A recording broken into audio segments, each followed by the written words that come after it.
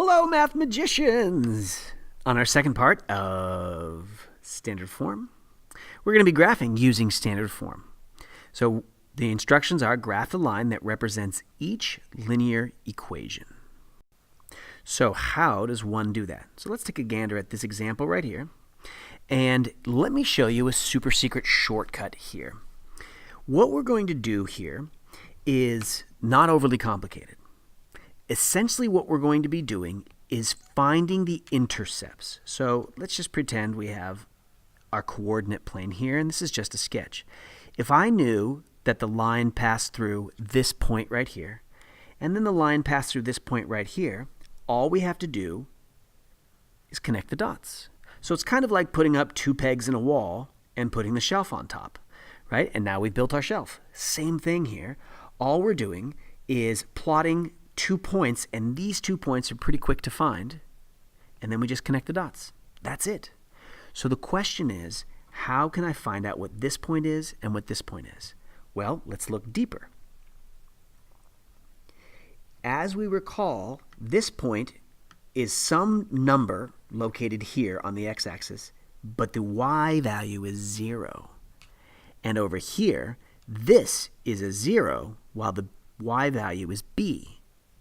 So notice your best friend, the 0, is here and here. So watch what we do over here. If I want to find the X intercept, what I need to do is make y equals to 0. So just plug a 0 into there. So watch what happens. Negative 5x plus my 0 equals negative 10. And then watch what happens. Negative 5x equals a negative 10. So how can I do a quick shortcut from here to there? All we have to do is this.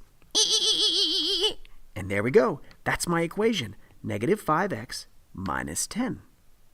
Now to finish that up, all I have to do is solve it. I'm going to divide both sides by negative 5. Divide by negative 5 and get x equals positive 2. Now remember, that's a point. We're saying that on the x-axis over there, we have a positive 2. It's somewhere here, okay? So it's a point. So if you need to interpret that, then this is going to be point 2, 0, like that.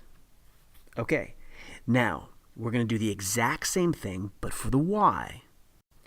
In order to find the y-intercept, we need to make x 0. So let me show you mathematically what happens. I substitute a 0 in right here, substitute a 0 in right there, here, and say plus y equals negative 10. Now watch what happens here. This part drops out. And then we get this. It's as simple as this. And that's my equation right there. Now, there's nothing to divide because the coefficient is 1. So that's it. We're done. Now remember, this is a point. 0, negative 10. Where did that 0 come from? It came from up there. So this 0 is here, and the negative 10 comes from there. So 0, negative 10. All right, so now watch the magic here. To graph this is fairly quick because we have some sort of, we have to have our coordinate plane right here. If my y value is negative 10, that puts it somewhere down here. And if my x-intercept is positive 2, it puts it somewhere here. So I'm going to sketch something like that. So in quadrant 1, 2, quadrant 3, and quadrant 4, notice that most of the action tends to take place here. So I could sort of ignore those, not entirely, but I don't have to focus on those. So let me make my graph here.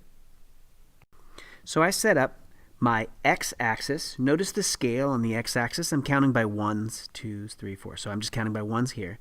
But here, in order to fit it in, I'm counting by 2s. 2, 4, 6, 8, and 10. Why? Because I need to get all the way down to a negative 10. So let me plot that first one down here. My y-intercept is negative 10, but my x-intercept is positive 2. And that's it. Now all I have to do is connect the dots. La, la, and la. And there we go. There's my graph. So let me show you the fast process here. So I did a lot of what looks like work right here, right? But it's really quick. If we were just to take the original problem, 5x plus y equals negative 10.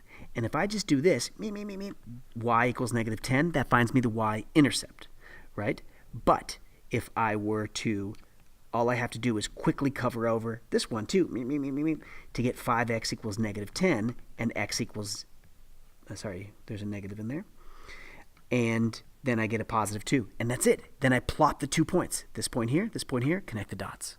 So quick. All right, now it's your turn. Do the same thing over here for that one. So check your answer here. Notice, cover this up right here. Negative 3x equals 12. Negative 3x equals 12. X is negative 4.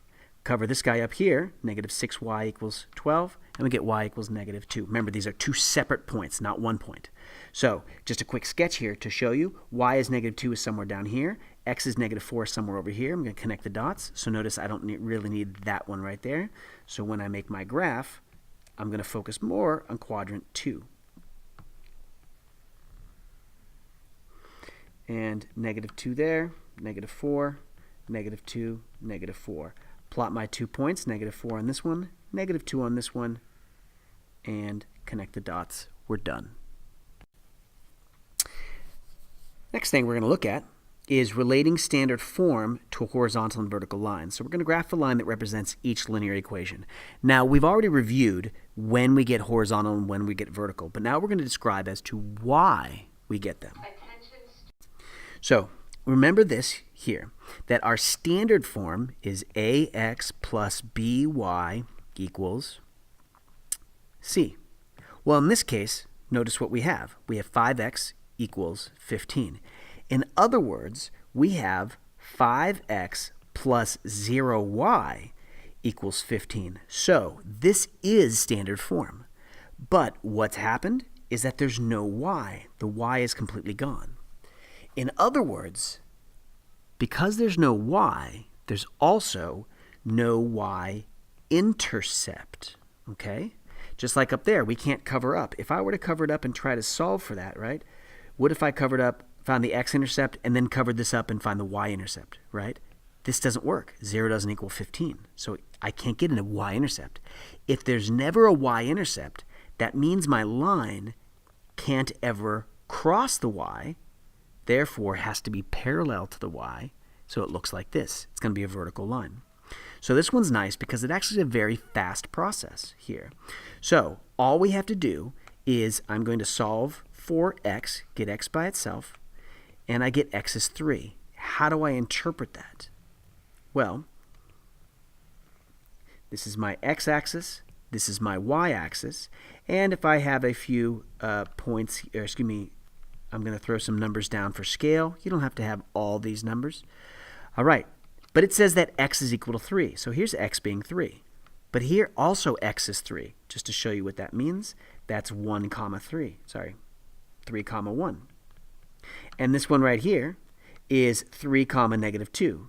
And notice what's true. X is 3 here, x is 3 here, and x is 3 here, and x is 3 here. So what do we get? We get the line where x is always and only 3. Get a vertical line. Okay. It's actually just easiest just to memorize that. Whenever x is by itself, we just get a vertical line, which means when we get y by itself and only y, there's no x. We have to have a horizontal line. So please take a moment now to try both of these ones. Go. And now just check your answer here. Y is 5, which means a horizontal line crossing through the y-axis at 5. X is negative 4. It's a vertical line crossing through the x-axis at negative 4. Now, picking up where we left off from the warm-up, we're going to look here at the application. Your grandmother made 240 ounces of jelly. You have 2 types of jars. The first holds 10 ounces, and the second holds 12 ounces. We're going to write an equation that represents the different numbers of 10-ounce jars, x, and 12-ounce jars, y, that will hold all of the jelly. Then we're going to graph and give a few combinations of the possibility. Okay, so let's see here. We know that the total here is 240 ounces. Total of 240 ounces. All right, what else do we know? We know that we have one jar that's 10 ounces, and we also have a 12-ounce jar.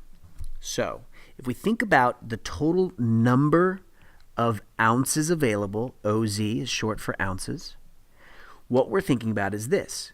We've got some from the 10-ounce jars, total of the 10-ounce. Then we have the total of the 12-ounce jars. So this is a completely separate category over here. And lastly, we just simply have the total ounces. Okay? So if we think about units, I have a number of ounces contained in the small, a number of ounces contained in the larger, and the total number of ounces. So watch the magic here. When we say 10 ounces times X, that'll give me the total number of ounces from the 10-ounce jars. Plus, this one is 12 times Y, and that's in the end going to give me 240 ounces. Okay, so here's my model. So as we see, write an equation that represents it. So there's my answer for that first part. But then it asks us to graph it. Well, notice that if I were simply to do some covering up of things, for example, if I just cover this up, I get 12y equals 240, and y is equal to 20. We'll unpack that in just a second here. Now, to do the other one, if I cross this guy out in order to find the X intercept, I get 10x equals 240, and x equals 24. So practically speaking, what does this mean? And I have too many zeros there. There we go. What does this mean? If I only had 10-ounce jars, I have 24 of them. If I only have 12-ounce jars, my y, then I get 20 of them. And that's it. So here's the nice thing. Now when we graph it, notice I can't have negatives, so I'm not going to go into the negatives in either one. So that means I can simply just use these two as my axes. This is my x-axis, the number of 10-ounce jars. And over here is going to be the number of 12-ounce jars. And let's see. Clearly I don't have 20 or 24 here. So let's see how many I do have. 1, 2, 3, 4, 5, 6, 7, 8, 9, 10. So I've got to get higher than that. So I might want to count by threes on this one here. So just to show you this, if I do 3, 6, 8, excuse me, not 8, 3, 6, 9, 12, 15, 18, 21, 24 fits pretty well there. Going the other direction, let's count them up. 1, 2, 3, 4, 5, 6, 7, 8, 9, 10. I have to get to 20 on that, so I can count by twos on that one. Just to save a little bit of time, I'm going to go 4, 8, 12, 16, and 20. All right. On the y-axis, I have exactly 20. On the x-axis, I have 24 down there. So when I connect the dots, I get that. And therefore, I can have any of these possible ones inside that are not fractions. So let's zoom in a little bit, because we're not looking at just the corners here. See, on each of these grids, we're not looking at just corners like this guy here or this guy here. What we're looking at is anything that actually makes sense. So for example here, if I had 18 of these jars, then how many of these do I have? Well, it looks like I have 5 of those jars, right? So 18 and 5. So that looks like 18 and 5. And then over here, this one looks fairly nice, and that one looks at as 12 and 10. And then another one here looks like 6 and maybe 14. We'll need to double check that one though. So here we've got a couple different options, and we can use the line to make predictions there. Now it's your job to look at hamburger cost and chicken cost and make a quick graph. Remember, similar to this one up here, you can't have negative costs. Attack, kill, destroy.